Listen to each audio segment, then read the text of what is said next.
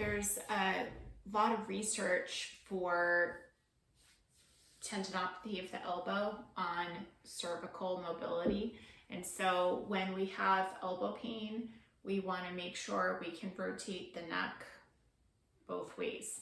So the best way to do that is to sit facing a mirror and see if you can bring your nose and your chin over top of your shoulder. And sometimes on the side, the same side or the opposite side, you can't move your neck as far on that side, so you can do that. See if it's the same on the other side, where with like a little bit of overpressure, you can get basically your nose and your chin to the line of your shoulder, kind of like right there. So you can work in that. So a mobilization you could do for that is just kind of keeping your nose forward and trying to twist your body. Keeping your nose forward. Keeping your nose forward. Or you could just simply look over your right shoulder and overpress. Look over your left shoulder, kind of give some pressure,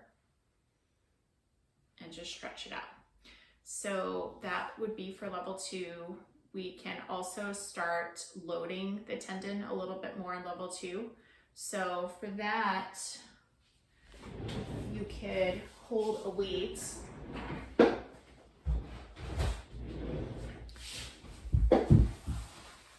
You could start, if you have a hand weight, you could use a hand weight for this, like this. And what you want to do is kind of put your forearm on a chair where your wrist is just hanging off the edge, so it's fully supported. And then you're going to do eccentric, so you're going to lift up the weight with one hand, and then you're going to let go and passively control that weight coming down. So you're going to do that 15 times. That would be 2.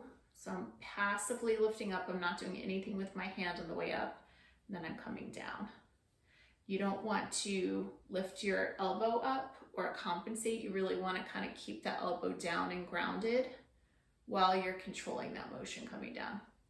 Now, if you have a little bit of pain, it's okay as long as the pain doesn't get worse every time you do it. And you shouldn't have lasting pain after you stop doing that exercise. So the way that you can progress this is if you can easily do 15 repetitions that way, and you have no symptoms whatsoever, you can progress to a heavier weight. If you don't have a weight, you can put some rocks in a bag. It could be even just a plastic bag that you hold in your hand.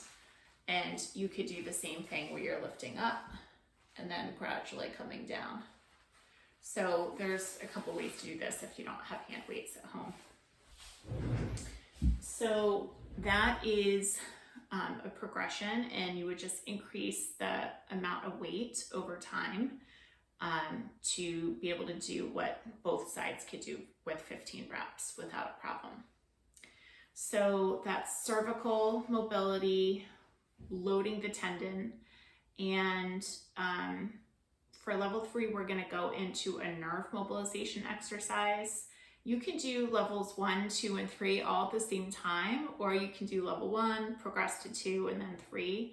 But these are just 3 different ideas to do for the tendon, and you can progress all 3 of them over time, like heavier and heavier weights, or your neck going halfway and then all the way and then over pressure.